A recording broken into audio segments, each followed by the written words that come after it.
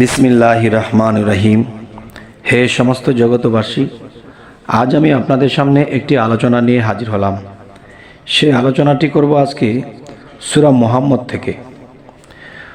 সূরা মুহাম্মদ থেকে যে আলোচনাটি করব, যে দেখেন মানুষ বিভিন্ন সমস্যা, বিভিন্ন বিপদ আপদ কাটাইতেছে।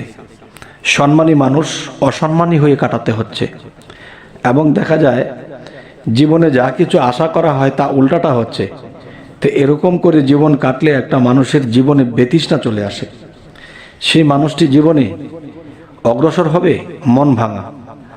দেখা গেছে জীবনে সামনে একটা জিনিস করলে এটা সংসারের উন্নয়ন হবে, সে তার মন ভাঙা, যে সে এত সম্মানী হয়েও সে অসম্মান হয়ে থাকতে হয়। আচ্ছা, এরপর আরেকটা বিষয় হলো, যদি দেখা যায় আপনার দুশমনি করে এমন লোক আছে, প্রকাশ্যে আপনার সাথে ভালো চলে, ভালো কথা বলে, আপনার প্রশংসাও করে, কিন্তু সে নীরবে বা অন্যথায় গিয়ে আপনার দুশমনি করে, এরকম লোক আছে। তো সেই সব ধরনের লোক থেকে বেঁচে থাকতে হলে এবং সেই দুশমনি তার থেকে নষ্ট হয়ে যাবে, সে দুশমন থেকে আস্তে আস্তে ভালো মানুষে পরিণত হবে এবং আপনার উপকার করবে, আপনার কোনো ক্ষতি করবে না। তো এই বিষয়ে আজকে আপনাদের সামনে এই আলোচনাটি নিয়ে হাজির হলাম, যে সূরা মুহাম্মদ। এই সূরা মুহাম্মদ থেকে আমি কিছু কথা বলবো, অবশ্যই আপনারা খেয়াল করে শুনবেন। যে সূরা মুহাম্মদ এর আমল ও ফজিলত। এ সূরা তিলাওয়াত করলে অথবা লিখে গলায় যদি একটা কাগজে লিখে যদি গলায় রেখে দেয়, একটা কবজের মধ্যে ভরে, এও একটা। আরেকটা বিষয় হলো, এই সূরা মুহাম্মদকে যিনি পাঠ করবে, তিনি দেখা যায় নিয়মিতভাবে যদি কেউ এই সূরা মুহাম্মদ পাঠ করে, তাহলে কি হবে, তার সম্মান, মর্যাদা এবং তার হারিয়ে যাওয়া সম্মানটুকু তার ফিরে আসবে। যারা ভুল বুঝেছিল তারা সঠিক হয়ে যাবে। এক। এরপর একটা হলো যে এই সূরা মুহাম্মদ লিখিয়া দেখা যায় গোলাপ জলের মধ্যে এই পানিটা ধুয়ে সেই পানিটা পান করলে আপনি সর্বোচ্চ মর্যাদার মধ্যে আল্লাহ আপনাকে পৌঁছে দেবেন। সুবহানাল্লাহ, আলহামদুলিল্লাহ। আচ্ছা, আরও একটা বিষয় হলো যে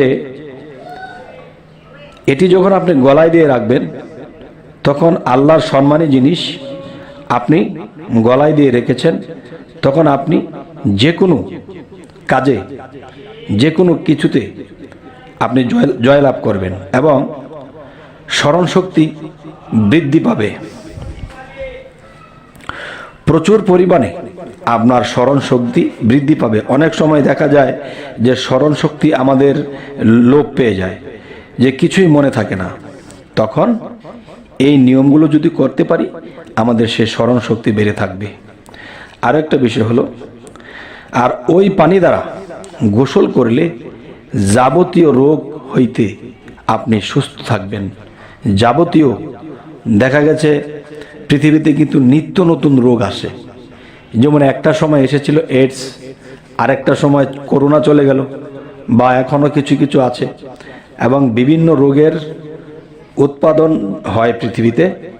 তখন সেই রোগগুলো আপনার মধ্যে আসবে না যদি সূরা মুহাম্মদ লিখিয়া যদি আপনার গলায় বেঁধে রাখেন। আচ্ছা, এই হলো একটা বিষয়। আরও একটা বিষয় হলো, কোনো কঠিন সমস্যার সম্মুখীন হলে এ মুহাম্মদ সূরা পাঠ করবে এবং প্রথমে ও পরে 11 বার দুরূদ শরীফ পাঠ করতে হবে। ইনশাআল্লাহ আল্লাহ তাআলা এই সূরা মুহাম্মদের উসিলায় আপনাকে বিভিন্ন বিপদ আপদ থেকেও রক্ষা করবেন। তবে হে সমস্ত জগতবাসী, হে মুসলমানগণ, হে মুসল্লিগণ, হে পরহেজগারগণ, আপনাদের কাছে এই আলোচনাগুলো। তবে একটা জিনিস কি, এই পৃথিবীতে অনেক মানুষই আল্লাহর এই বেদ রহস্য জানে না। যদিও কেউ টুকটাক কিছু জানে, ওদেরকে খেয়াল নেই।